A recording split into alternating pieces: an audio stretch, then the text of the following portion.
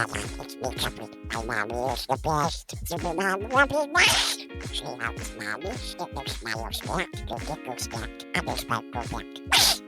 You wait for the show. Brush. Get ready for it's super slippery. Not super slap. Welcome to Healing for the Soul podcast. It is your go-to resource for parents and want-to-be parents who strive for success without sacrificing connection and well-being. Each episode delivers actionable strategies and inspiring insights to help you build emotional intelligence and resilience for yourself and for your family, strengthen relationships with yourself, your partner, and your children, master parenting as an entrepreneur, even while raising young children, discover life and parenting hacks that simplify your journey, explore hypnosis and other healing modalities for deeper transformation. This podcast isn't just about parenting and the fertility journey. It's about creating harmony, wealth, and alignment in every area of life. And this is season 6. And I am your host, Supermom Robin Stoltman. And today's episode is sponsored by Dr. Karen Parker. She is the founder of Quantum Human Design and a pioneer at the intersection of energy, psychology, and quantum science.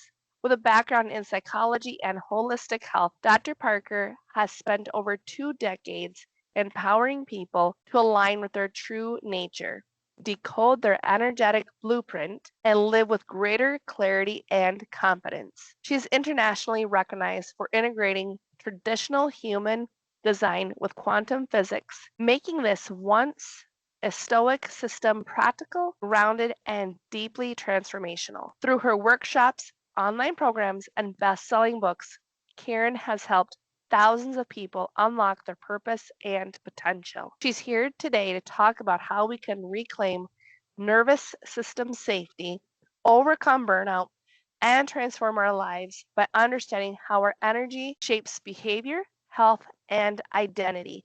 Please welcome Dr. Karen Parker. Thank you. I'm excited to be here. Well, I'm excited that you are here as well. So who or what inspired you to create this quantum human design? Well, I would say in the very beginning of my career, I was a nurse, and I didn't last very long as a nurse because I'm not very good at taking orders. And I started right after that my own home birth practice as a midwife. This was a little bit before it was on trend to have home birth midwives, but this was in Texas, and it was a pretty acceptable thing to do in Texas at the time. And what I found was that I got to where I could almost predict who was going to have, oh, hello, baby, who was going to have a good safe birth and who would have complications and who would be transferred. And that kind of sat with me and got my attention, because what I noticed is that in the stories of when I was working with women, when they had stories about not feeling supported, or when they had stories about being overly controlling of the process, that narrative sort of set them up, to have challenges in the process. I want to be clear as I'm saying this, that I'm not saying if you have a negative story, it's going to impact your birth outcome. And if you have a great story, you'll never have a challenging birth outcome. So, but there was definitely a correlation. And that sat with me for a long time. I later on, when I had my own children, I have 8 children. When I had my own children, I had to close my home birth practice because that wasn't compatible. And I became a life coach and studied energy psychology and other kinds of modalities. And I started to see the continuation of that storytelling theme play out with my clients. So when my clients were stuck, if they had self-sabotaging patterns, if they had struggles with money, I could start to see that those struggles were all held within their story. And so really looking at stories and how to systematically help people begin to unravel limiting stories or decode limiting stories and recode with better stories became kind of it's been a lifelong obsession. It's probably the best way to describe it. So. No, I love this. So if I heard correctly, you have 8 children as well? I do. Do you have 8 children? Yes, I do. This is number 8 with me. I know moms with 8. There is not very many at all. Mine are all 10 and under. Well, 10 is the oldest, and 2 months tomorrow. For this one right now. So I'm like, there's another mom that understands my life. So I definitely understand why you would have to close the home birth program that you had going on. But I think that's amazing that you were able to tell who was gonna, like who had what for issues with the home birth even. That, I mean, like, that's very intuitive in your designing of this. How did you come up with that? Like, how did you just like know? Well, in the beginning, I did just know. It was intuitive, and I'm a scientist. I like to understand why. That's always a big piece for me. So I sort of magically fell into human design as a body of work. So quantum human design is my iteration of traditional human design, and I actually studied with and worked for the founder of traditional human design for a few years. And human design, you were saying in the beginning, it's possibly related to Enneagram. It's actually a synthesis of Eastern and Western astrology, the Chinese I Ching, the Hindu chakra system, and Judaic Kabbalah. So it's kind of a hodgepodge of all these different ancient and modern esoteric personality assessment systems that are all based in archetypes.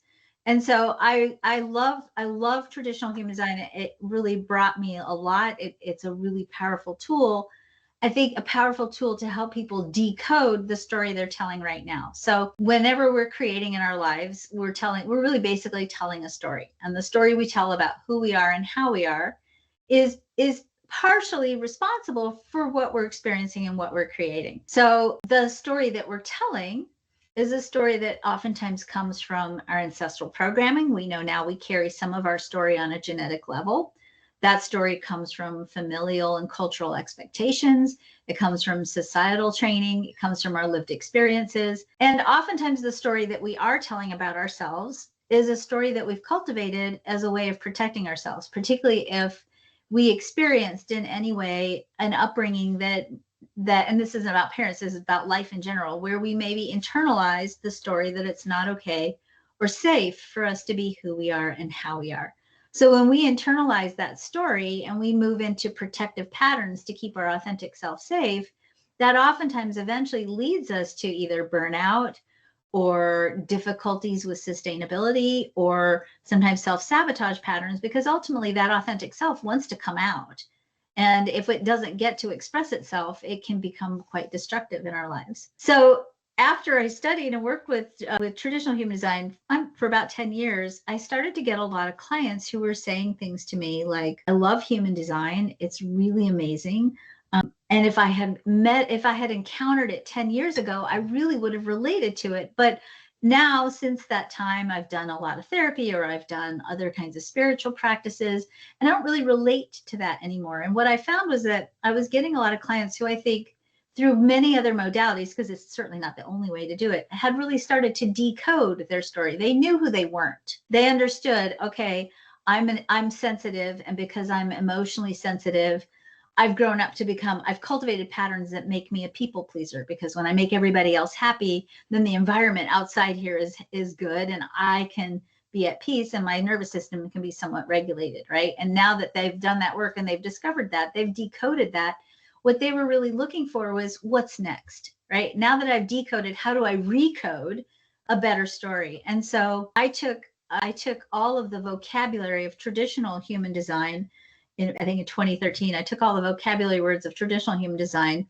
I took a big fat Rodale's thesaurus, went through and found alternative language for traditional human design, went into a sound lab, and for several years tested the frequency of different words, and consciously chose a way of speaking the language of human design, but in better language, and created what I call quantum human design, which is really the recoding part of the decoding of your story. I love that, because I'm like, that's where I've been at, is like I'm in the recode part, and I'm like, I don't know how to recode.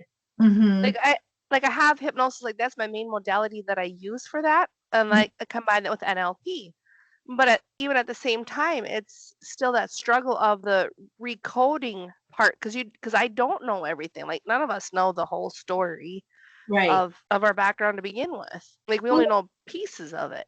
Yeah, and I think what's so fun about the recoding piece is that it's kind of wide open, right? You can decide once you've decoded your patterns, you get to decide who you want to be. You get to decide what you're going to choose. But that's actually can be really overwhelming, right? When somebody says you be anything you want to be, it's like, well, okay, great. What do I pick? It's like going to the candy store with the kids. If you don't tell them you can pick 2 kinds of candy, you're going to be in there forever because there's just too many choices, right?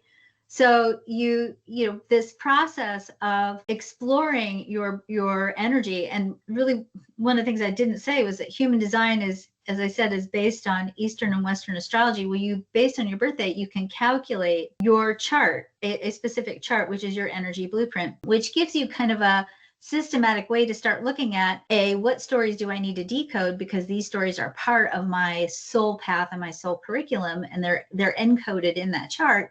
And then it also gives you a very systematic way to begin to recode that story, to start to look at what's the main character in my story, and how can I, knowing the qualities of who I am as the main character in my story, how can I, get back into my body? How can I feel what right and wrong feels like for me decision wise in my body? How do I recognize what are my sacred flaws in my story, places where I'm designed to push against myself as catalysts for my own growth? What do I want in the context of the bigger picture of who I am? Is a lot that a person could really go through. Yes. Because I was wondering, like, does our birth chart, like, that's something I've always wondered, is like, I've had people offer, like, to help me go like through a birth chart, through my birth chart or birth astrology or something like that. I don't know if they're the same things, but I'm like, I don't know if that, I don't know much about that. Like, what would that actually do? Because it almost sounds like, from what I'm understanding, is like what you're doing is you're taking that part of it and you're adding another tool or tools to recode based on the specific information that you have, like from when we're born? Or am I misunderstanding? Think of it this way. We're born into a story, right? You have a Yeah. story. Think of it as you're born into a story. And if you think about a story is just comprised of archetypes, parts of the story, right? So Yeah. your birth chart, and this is true even in astrology, right? Your birth chart is really just a collection of different archetypes that are going to most likely be themes in your life. So let's say if hypothetically let's say if you, Robin, ran your chart and you found that one of the archetypes that you played with in your chart is hermit, being a hermit, right? And some of us have what we call hermit energy. Well, that's an archetype, right? If we look at the archetype of hermit in storytelling, we might see that in the shadow, we have the wicked witch in the wood, right? Who Oh, that's maybe a nasty hermit, but a hermit, right? She lives away in the woods, nobody finds her. That's a shadow of an archetype of a hermit. On the other side, maybe another expression of that shadow is somebody who's an introvert who really needs alone time, who isn't getting enough alone time. That can be a shadow of hermit energy as well. So if right now you have a brand new baby, right? And let's say you were feeling really unsupported. Maybe you didn't live close to your family and you didn't have support, and you have hermit energy as part of your design, and you were feeling like 2 weeks into postpartum, like, I'm just so touched out, right? I haven't had a minute to myself, and I just want to go take a shower and take a nap, right? Which is normal to feel. If you have hermit energy and you didn't get support to be able to go just take some time for yourself, you might start to really suffer in that postpartum phase because you didn't get to fulfill that natural part of yourself that needs alone time for renewal, right? Yeah, that makes sense now. And so you would know in your story, I'm a person who needs alone time for recharging. And I know that I need to take that alone time. I know I need to take alone time, but not too much alone time, because then I'm hiding from life and not actually showing up for my life, right? And finding that balance between those energies, because archetypes are not labels, they're not static, they're dynamic. They represent fields of information about who you are. Interesting. Now I'm thinking about myself because I'm the water, the Aquarius. Mm-hmm. And like mine is, so I was born on February 11. I won't say the year because there's people out there that can steal data, but I'm just saying, I'm just thinking that for me, I'm like, I know there's something spiritual about the number 11. And like, I've always been attracted to amethyst, like the color purple. Like, that's one thing I've always been attracted to. And then, like, for me, I'm like, I don't know what I just know that there's the water carrier is all I remember. Mhm. like for what the Aquarius stands for. And I'm like, okay, maybe that's like the always flowing. And then my brain just like, that's money because money is currency. It's flowing. And I'm Mm. like, okay, maybe that's, I don't know. My brain is just like trying to think of that now because I'm down that rabbit hole. Mhm. Because that's fascinating when you're talking like the hermit part of it. But I never once thought about that our birth and our timing would actually play a piece of us as adults. I never even thought about that.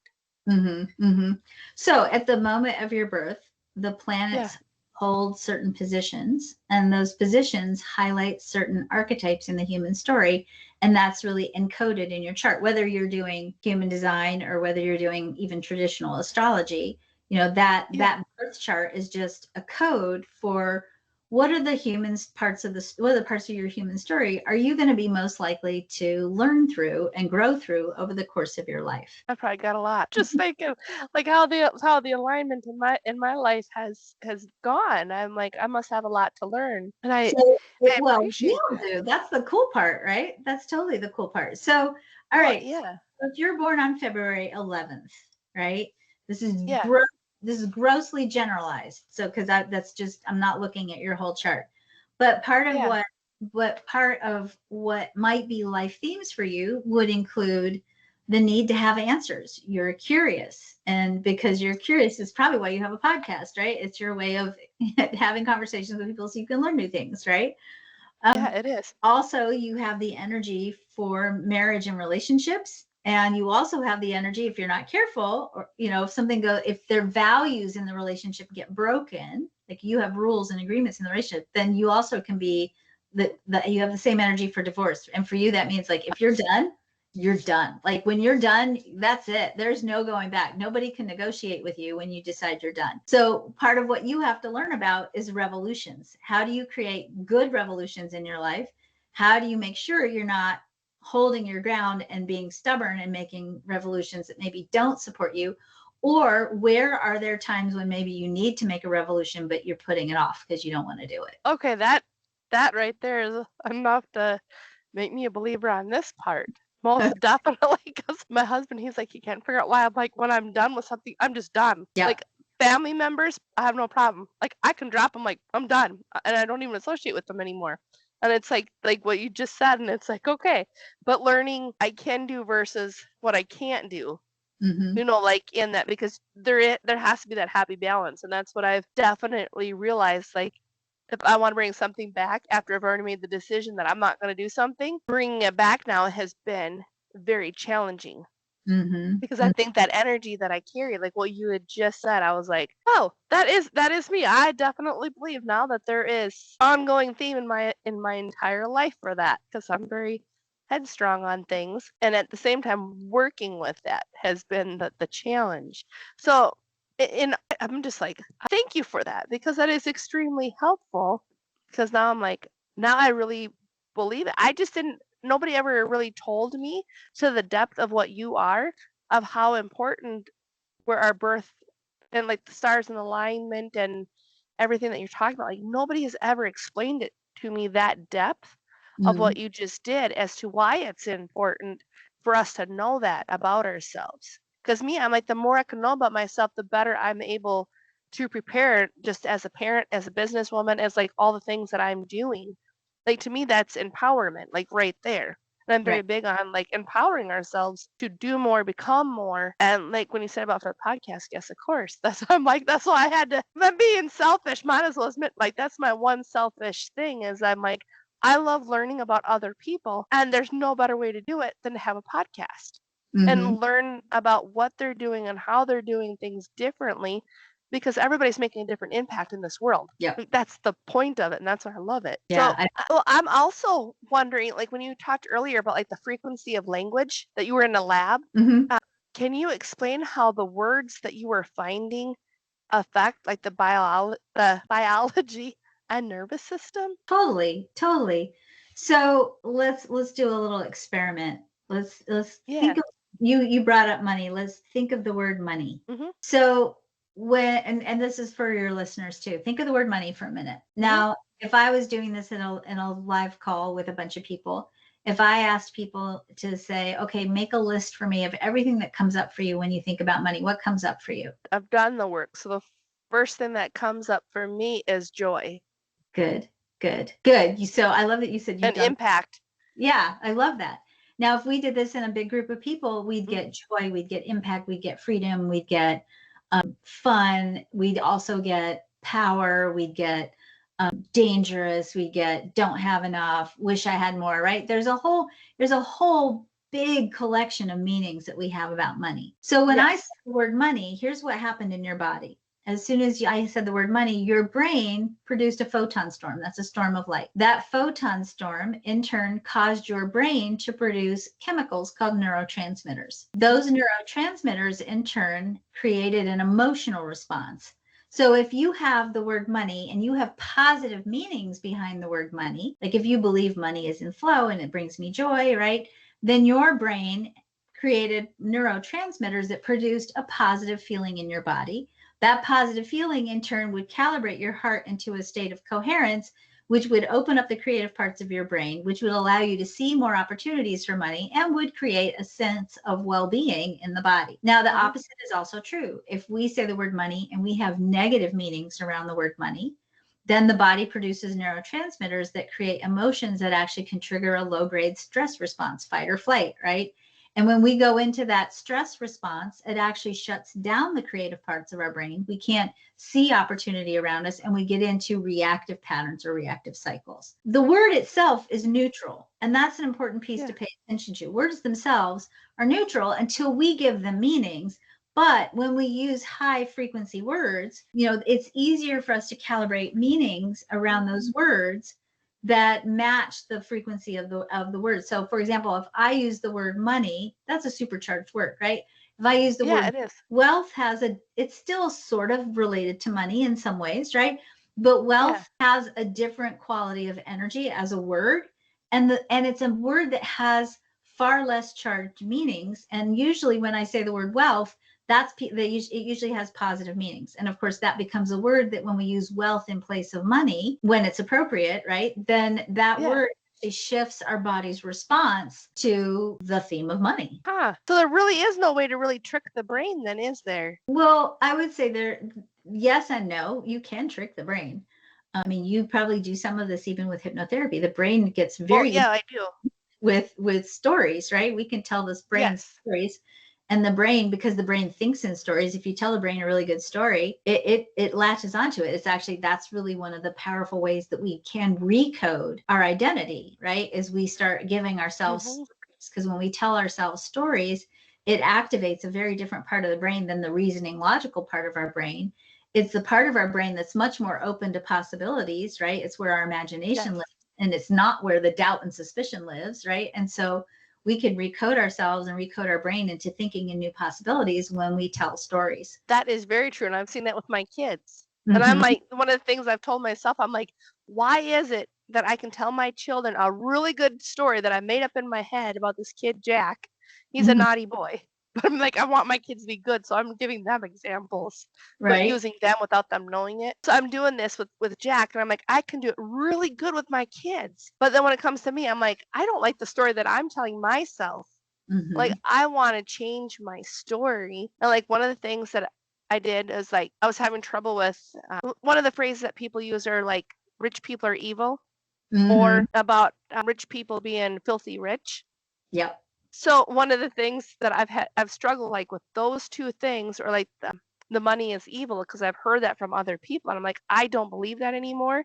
And yet those three stories are still there for me. And I'm like, okay, I need to change the story because I don't like how I feel. Because like I can tell when I shift from that high frequency of like I'm joyful, I'm happy, like when I'm thinking about money and the impact that I get to make, and I get to do the different things, I'm like, that brings me like, light me up, fire me up, like I'm excited. But then when I start thinking about these other things, I'm like, I don't like this. I can't resonate with people who are in that lower frequency. And that's where like I notice like those changes. But then like one of the things I did was I'm like, of course I'm filthy rich.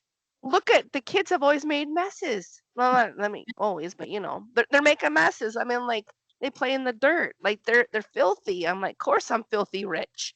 Like when Mhm. the stories are wanting to pop up, like when I'm in the moment on the fly, because I haven't had a chance to rewire that yet. But I'm like, I'm just giving you an example. I'm like, how does that like just even changing that, like when you're in the moment and you're on the fly, like for the affirmations almost, is that still affecting that biology and nervous system at the same level? Oh, absolutely. Absolutely. And I love that you did that. That's such a great, I love that reframe on filthy rich. So think of it like this. This is a glass diamond, right? And if you think Yep. about money as being Hmm. a field of information, it's a field of information, right? And it's Yeah, just, that's all it is. it's all it is. And of course, we're calling in or living in that field or creating in that field, depending on where we identify, right? So if you're over here Hmm. going, filthy rich, oh, yeah, I hate the filthy rich, right? And that's where you live, and it's static, it's not moving, it becomes part of your identity, right? Then you're only seeing this little tiny part of the field, and your body is responding to it in the way that we just said. And probably if your body, if you encounter a rich person, right, and your belief system is, oh, that's filthy rich, you're going to immediately respond to that person internally and physiologically in a defense response, right, in a Yeah. judgment response, even potentially. But if you are shifting on the fly, and saying, well, Yeah. yeah, I am filthy rich. I have these children that are making these messes, and it's glorious, and they are part of my wealth, right? Because our children are Yeah, part, they are. right? And now you're defining, we'll say the word abundance rather than money. You're defining your abundance from over here, from this different perspective, and you were able to shift yourself from this to this on the fly. Well, you're also absolutely changing your body's response to the narrative on the fly. That's really brilliant. Well, that's awesome because that's what I was wondering. I'm like, I started questioning, I'm like, is this a good thing that I'm doing this on the fly for this? Because that's literally like what I've been doing. I've been trying to teach my kids this at the same time and how they're rewiring. Because all my kids, like I said, they're 10 and under, and I'm being very mindful of, okay, how do I want them to act when they get older? Like Mm-hmm. even with the stress response, I'm like, a couple of my stress responses, not so great, and I'm working on it. And it's like, okay. And that's also why I'm like, what I want my kids to yell like when I'm upset? No. So I'm like, how can I rewire this? So instead of yelling, I'm like, okay, just deep breathe, walk away. And Mm-hmm. that's one of the things I've done for years is walk away and the deep breathing. But now I'm adding, okay, instead of going to clean, I'm going to take an exercise, use a healthier outlet for that in that. Cause I'm like, it's so powerful our words are. Because Mm-hmm. I'm sure you heard of that. I know it's not a snowflake, but that study of how the water, one area or the one water was all positive, loving, happy words, the ice crystal studies, and then the other one was all negative. And I don't remember like if the words were spoken over it or if it was just like the thought energy. I think they were spoken. Yeah. Yeah. And see, that's one of the things that I think about, like as we're talking, when you showed that crystal, Mm-hmm. that you had, it's like that really is powerful. Like it's on the other side. That's I Absolutely. tell people. Yeah. Yeah, well, and here's the other thing for you. Like when, Yeah. and again, I want to acknowledge you for your progress, because when you're in that react, and we all do this, right? When we're in a Yeah. reactive, especially when we're tired and we have a new baby, right? When you're Yep. reactive, That's where I'm at right now, and I'm aware of that. then when we open our mouths to speak, especially as parents, we sometimes speak from what's called the amygdala part of our brain. That's the programmed, unconscious 95% of our brain that's just reacting to life rather than intentionally choosing. The fact that you could catch the pattern and interrupt it and give it a different perspective means you're not even operating out of your amygdala anymore. You're over here in your prefrontal cortex being very cognitive and conscious, and you have already disrupted the reactive cycle by intentionally and with great awareness being able to disrupt it and give it a different meaning. And that's huge. That's huge. I think, again, I'd like for you to acknowledge yourself that that's a big step to be able to catch yourself and reframe it. And I think it's interesting to think about that through the lens of parenting, especially because I feel like a lot of us as parents at this phase with where we are in understanding the brain and patterns and lineage and all those pieces. I mean, I see so many parents that are wanting to recode their parenting story for the sake of their kids, right? And so much of that Yes. is about changing the way we speak to our children. And when we start learning how to speak to our children differently, we go through 3 cycles, and that's those same cycles are exactly the same that we go through when we learn to speak to ourselves differently, right? And in the first part of the cycle, you're like, dang it, I wasn't going to say that anymore, and I did it again, right? And we beat ourselves up. That's phase 1. And I always tell parents when I'm teaching them this, that that's actually a good phase. So don't be mad at yourself, because you're recognizing what you want to change. That's actually cool. That's way better than not knowing what you want to change, right? In part 2, when we go to phase 2, we're like, sit on the floor, right? We know we want to say something different, but it doesn't come out of our mouths right naturally yet. And we're struggling, and it's very disjointed, and we feel kind of embarrassed that we can't say what we're trying to get out of our mouth. And when we get to phase 3, then it gets easier, right? And you were in phase 3. You were like, oh wait, reframe. That takes work. And I think that's admirable that you've done that much work. Well, thank you. I appreciate it. And yeah, I'm going to give myself credit for that. I'm exactly in phase 2 with the kids right now. Yeah. Because I'm like, some of my words just don't get there. And I'm like, I know what I want to say, but some of them just get stopped. And it's like, I get frustrated with it. And then it's like, okay, you know what? I just haven't had the sleep. Seriously, I'm trying to tell myself, I'm like, just be nice to myself. Because who else is going to be nice to me? Right, exactly. Yeah. That's where I'm glad that it's just not me just thinking, because for me, I'm like, well, maybe it's because my brain injury that's why I've had that start and stop sometimes. But when you just had said that, I was like, that's what I'm doing in the parenting part right now. I'm like, no, I want to say it's fun because my kids are like, the one had said the one day, well, we all know our names. And I was like, I know that, but it's like you guys know which child I was talking about. And I'm like, my parents, they only had 2 kids, and I'm like, I've got 8 of you. And I'm like, I know what one I was talking to, but they know. Now they know, but it's like, I told them, I'm like, I promise you, I knew all of your names when I had you. I tell the kids now, it's just because I seriously did know their names, and I do. It's just the lack of sleep and different things in life affect it.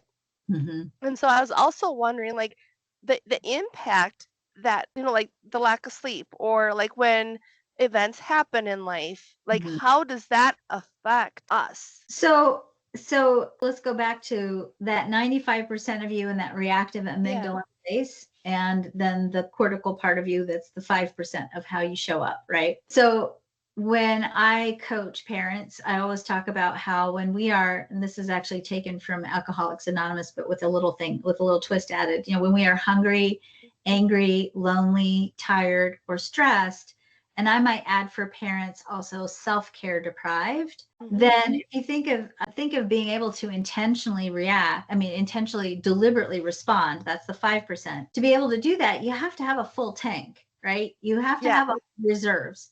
And when you are hungry, angry, lonely, tired, stressed, or lacking in self-care, that energy bank for being able to be intentional and deliberate gets empty. And so, yeah, of course, when you're exhausted and sleep deprived, the brain is not working the way that it normally works. You probably know that too, even from having a brain injury, that when you're tired, the symptoms get worse, right? And so then part of it is because the brain needs sleep. In fact, we know, the research we've had in the last 10 years on sleep, the brain needs sleep because that's how it cleans itself. That's how it stays healthy. That's how it stays, its ability to focus is dependent on rest and sleep and all the hormones and the physiology that happens in the sleep time. So yeah, when you're tired or stressed or angry or lonely or, all of those pieces, it's going to be much easier for you to default to that 95% of yourself, that amygdala reactive part of yourself, rather than your intentional self. Yeah, and I would agree. I definitely noticed the different aspects of having my brain injury. Even though it was when I was 16, so it's been 22 or 23 years now since it happened. But even at that, it's still, there's warning signs. I'm able to catch it now. But in the beginning, I didn't. But it's only been since I've been doing this work on myself that I've really been able to catch, okay, I know, almost at the time of the day, I cannot do certain things because my brain just does not want to work through it. Mhm. And it's like I've tried to explain to people who don't have a brain injury that it's like I actually feel pain in my brain in the Mhm. front because my brain injury was a front right lobe traumatic Mhm. brain injury. So it's like I feel physical pain in my brain when I'm doing too much. Mhm. But it's Mhm. like trying to explain to people, I'm like, that's the part that other people can't understand. They're like, well, it's like a headache. And I'm like, no, it's just like, how do you explain that pain to somebody else? But it's like, at the same time, I almost wonder if sometimes in that, if it's just like my brain's way of like sabotage almost, because it's like there's something there. If that makes any sense at I all, would like call it what I'm sabotage. asking. Yeah, I wouldn't call it sabotage. I would say that's your brain communicating to you that, hey, I'm at capacity, and Hmm. and that's okay. Like you're at capacity, so time to unplug, time to go restock, replenish, recharge your battery, go, watch something stupid on Netflix or whatever you can't do with kids, but go look out the Yeah. window for 10 minutes so that you can like just get yourself back online, right? Yeah. Well, no, and I like that because I know I'm just like I'm so fascinated about like what you're talking about at the depth that you're talking about this. So I'm also wondering like why are so many high achieving, purpose driven people burning out and how can they heal from this or use the human design to help them heal? So I think that high achieving people burn out because oftentimes they have underlying hidden motivations that aren't healthy. So Hmm. for example, there are sometimes you have to go back and explore why are you wanting to achieve what you're wanting to achieve. So if you're mission and purpose driven, I think you're a mission and purpose driven a person, right? You have a Oh yeah, big, I am. I want to yeah. make a bigger impact on this world. Totally. And that's a healthy motivation for being driven. But some people are driven because they want to prove their worth, right? They're trying to prove their value. They're trying to fulfill some kind of expectation, maybe from their families. They're trying to use money sometimes as a way of proving their value. They're tying their success to their self-worth. So when we have underlying unhealthy motivations, that often causes us to burn out. The second source of burnout is, and this is something that human design can really help you with, in addition to helping Yeah. you rewrite your story so your motivations are clean. Human Yeah. design is a really powerful tool to help you explore how do you best use your energy. Not everybody is Oh. designed to use their energy in the same way. And so, for example, depending on your human design chart, we see that some people are designed to work and some people are designed to work a lot and they really love working a lot. Some people are not designed to work a lot. Some people are designed to manage other people doing the work. And if you're not utilizing and tapping into your energy correctly, and you're pushing with energy you don't have, you run the risk of burning yourself out. You also run the risk of burning yourself out if you're doing something you hate.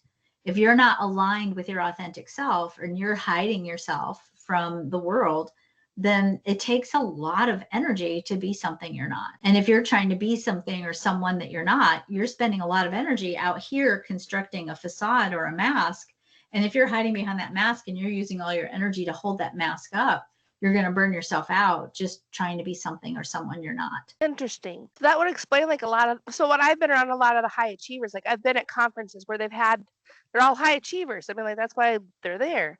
Mhm. And I've noticed it was really weird, but it was like an ongoing theme that a lot of them had money issues. They're like, well, they're making all this money, like six figures on up, and me, I'm like, I'm with very, very, very little. I'm not having like the same problems that they've got.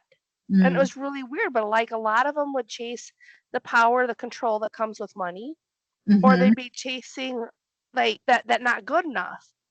And me, Mhm. I'm like, the only thing I got that I want to do that it ticks me off is I don't have enough money yet to where I can make that bigger impact. Because like I see the impact that I'm supposed to be making in this world, Mhm. and not having the ability to do that yet is what frustrates me. Because I'm like, I just want to make the impact already. Like I want to give back, I want to help people, and I'm like, where's my turn? But when I've been in these events, it's just so weird. So I definitely agree with like what you're saying for this high achieving, purpose driven people. Why they get burned out is they're chasing the wrong thing. They're Mhm. making it more about themselves versus like me. I'm like, I'm about other people. I want people to succeed. I mean, Mhm. like, it brings me so much joy seeing I get a lot of joy seeing other people succeed. That's why I'm like, it's like a charge, it's like plugging in the battery. It's like Mhm. the Energizer Bunny, like you're charging me up. Like when I see people succeed, that's why I'm like, when I see rich people succeed, and that's, of course, I've had to change my story. I didn't always believe this, but I'm like, when I see a rich person, I'm like, what did they do that I'm not doing? How can I change what I need to do? Like a strategy, like what can I do differently to match where they're going? Like I learn from other people versus being upset with them on Mhm. that. Totally. And I think, and I think, again, they may end up creating and achieving the same thing, but the underlying motivation changes the quality of energy. So I have a statement that I Mm, use that says the sustainability of the ends is determined by the integrity of the means. So if we try to create something out of integrity, when I say out of integrity, I'm not talking necessarily yeah. about moral integrity, but out of integrity with the authentic self. When we're Mhm. trying to create something and we're not aligned with our authentic self, whatever we end up creating isn't sustainable. It doesn't have a strong foundation because it's already built on a mask, right? It's already built on Mhm. a fake exterior. So if we move Yeah. into that authentic place where we know who we are and we're able to tap into that, and we're courageous enough to really live and fulfill that expression of who we are, when we create and live from that place, then whatever we end up building has sustainability, and we're less vulnerable to burnout and other kinds of boom and bust cycles of energy. No, I like that because that boom and bust energy is very much real. Like Hmm.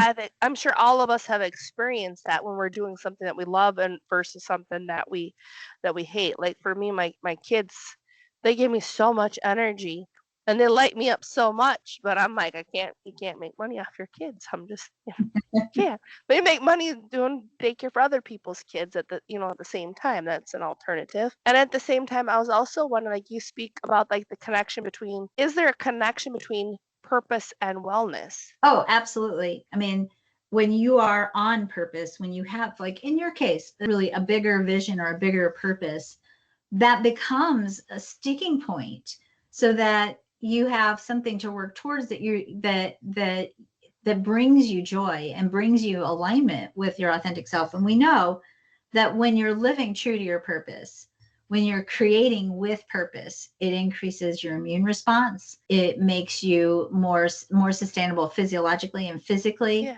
It gives you more motivation and drive. Oh It yeah. makes you more, it makes you better able to bend and flow with whatever comes down the path, if you will.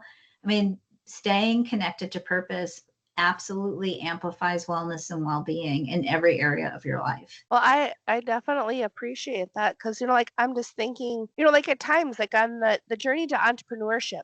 Hmm. Like this journey is the loneliest journey I've ever been on. And my husband's like, "You're not alone. You've got me. You've got the kids." And I'm like, "No, you don't understand." I'm like, "It's a journey. It's an internal journey that I can't explain. Like I Hmm. can't even explain to other to people that are employees because it's like they don't understand like the entrepreneur brain. Like I swear it works different." It's totally different. It's totally different. Yeah, and it's like it's hard to explain to somebody else. Like I'm always thinking like what can I do differently? Who can I help today? Like what is it? I'm always about somebody else and helping them. Hmm. That is like this is like the loneliest road I've ever been on. And it's like at the same time, it's like nobody else has that vision but Hmm. me.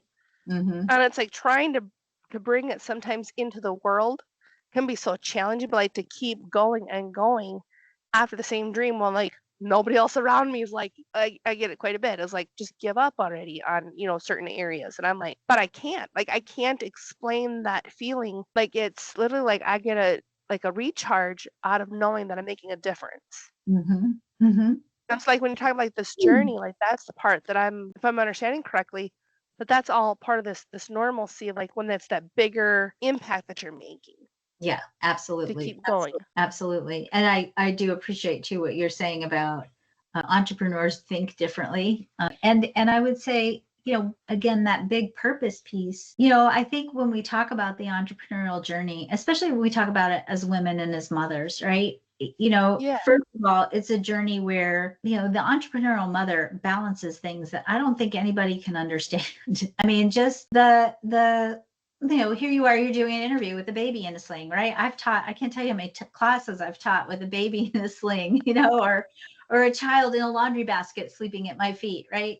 It's like you adapt your life to your vision and to your purpose, because your kids are your purpose. But I think for a lot of mothers, especially, and our purpose is for our kids, right? I'm Yes. a grandmother now. I have 3 grandkids and a 4th one on the way. It's like the passion around continuing to do this work and not being willing to leave this planet until the planet is the planet that I want my grandchildren to inherit, right? It's like, I'm not leaving Yes. till we're done, right? And we're going to be done when we stop hurting each other, and we'll stop hurting each other when we stop traumatizing each other, right? That's the mission, and that's the purpose. And that connection to purpose, I think, gives you superhuman powers, especially as a mother, because you're doing what's already a superhuman job, raising a family. And on top of that, you're going through this tremendous journey of personal growth. I mean, I think being an entrepreneur is about showing your heart to the world and exposing your heart at the deepest level. It's vulnerable. Like, I absolutely concur with you. It's lonely sometimes because, if you sit at a dinner table with other people and they say, well, what do you do? You're like, it's like, there's no for it, right? It's like, I don't know, right? It's so much easier to say, oh, mom, everybody gets that piece, but that's not all that you are. And that purpose piece, having it connected to that bigger purpose, that big why, that gives you the drive to keep going, I mean, I used to sleep when my littlest, she's 16 now. When she was, a baby, my assistant quit the day I gave birth. So I was like completely unsupported, right? Oh yeah, most definitely.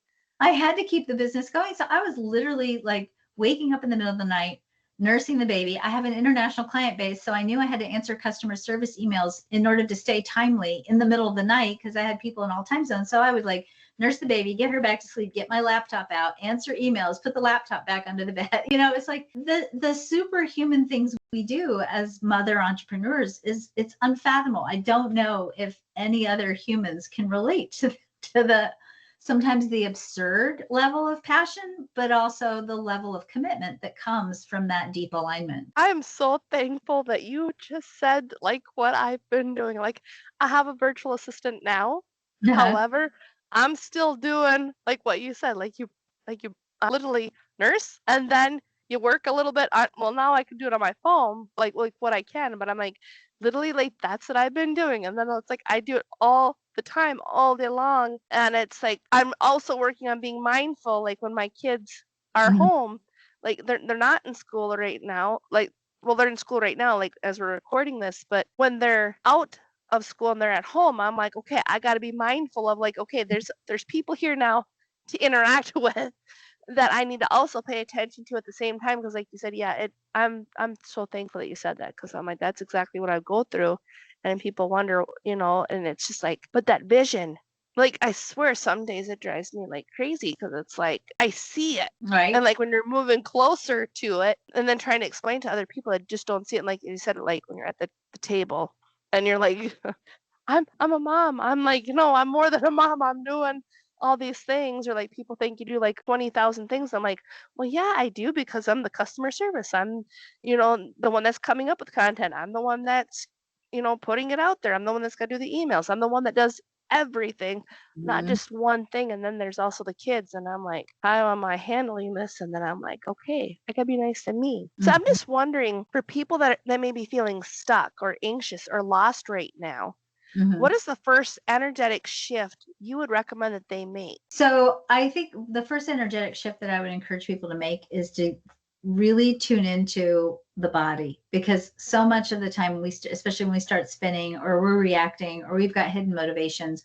part of what's also happens Yeah. is we get out of the body and we start making decisions based on our thoughts, based on the amygdala, and not making decisions based on what feels good and right in the body. And our bodies are actually really good compasses. They help us really know and sense what should I be doing, what shouldn't I be doing. And when we can get back in touch with, okay, what does right feel like in my body and what does not right feel like in my body, and start practicing making decisions based on what feels right in the body, even if it's just little decisions in the beginning, it starts reconnecting us with a different way of making decisions and choices, and starts putting us back on a path where we make more authentic, more aligned choices. I love that. And then I was also wondering, do you have now I know you had mentioned that you have books. Is this new book, Quantum Wellness, Mhm. is that going to really help get that health in alignment? Or what does that mean? And how does that differ from traditional wellness advice? Well, what quantum wellness does is it looks at what story are you telling underneath your body and your health practices. But it's not just about health and wellness. It's actually about making good aligned decisions in every area of your life. So the title of the book is Quantum Wellness. And when we talk about quantum wellness, we're really talking about the ability to make good aligned decisions with your money, with your relationships, with your career path, with your body, with every aspect of your life. Because when we're in an alignment and we're making good decisions in every area of our life, we're naturally going to be having or experiencing wellness in the body. So it is a systematic approach to look at your human design, which is the personality assessment system that's based on your astrology, looking at your human design and looking at it through the lens of storytelling. So what it does is it walks you through each layer in your personal human design chart, and it gives you explorations and contemplations and stories to talk about and to integrate to help you really take back control over the story you tell the world and yourself about who you are and how you are. I love that. That would be extremely helpful. I'm thinking like for a lot of the people that are experiencing like burnout and like Mm-hmm. all the different areas that play into that as well. I'm wondering exactly like how many areas, like when you're talking like the quantum wellness, like how many areas is that somebody needs to be aware of that they need to get in alignment? Well, I think what I would say is Yeah. there's an infinite number of areas, right? It could be any area of your life. And I think really the purpose of this body of work is that you have to figure out all the different areas. Like we spend a lot of time, for example, working on our money stories, right? Especially as an entrepreneur, we work on our money Yep. story. But really the money story isn't the money story. The money story is really the story about, do I love myself? Do I value myself? And do I trust in the goodness of the universe, right? And if we can line, and is it safe for me to be authentic, right? If I can be myself in the world and I can trust that I can be myself in the world, if we can really fix and heal that story, well, that manifestation of that story will show up in a positive way in your money or in your relationships or in any of the areas. It's almost like that story that you tell, your identity is the foundation or the roots of the tree of anything you create. Is like perfect alignment with what I've heard before. Maxwell Maltz had said that you'll never outperform your own self-identity. Yes, I love that. And I guess, what would you say to that? Almost like, is there more to that? Like, you'll never outperform your own self identity. No, I think that's absolutely true. I think you will only be able to manifest to the degree to which to in proportion to the story you tell about who you are. Your identity, in other words, what you're willing to allow yourself to experience and who you're willing to allow yourself to be are going to either increase what you create or decrease what you create, because you can't create more than who you are. You might be able to, but you wouldn't see it, and you would probably sabotage it as soon as it showed up, because it would. Here's a good way of thinking about it. Think of it like this. Yeah. Think of your story, your identity as being like the thermostat setting on Yep. your heater or your cooler, right? So you set it at a certain setting, it might get hotter in the house, but it's going to instantly work. The heater's going to work to get back to the temperature that it's set at. So your story is like that setting on the thermostat. And if you go beyond that story, you're probably going to discreate it pretty quickly and bring it back to whatever that baseline setting is. That makes a lot of sense for like people that I've seen that are so successful right out the gate in business. Mm-hmm. And then all of a sudden they start losing it. Mm-hmm. Mm-hmm.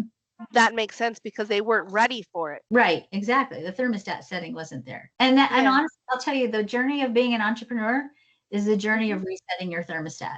That's really the root of the work you do as an entrepreneur, is you keep having to recalibrate that thermostat and opening it up and setting it at higher and higher settings until you're like, okay, I got it. I am it. That's what I'm pretty much finding out.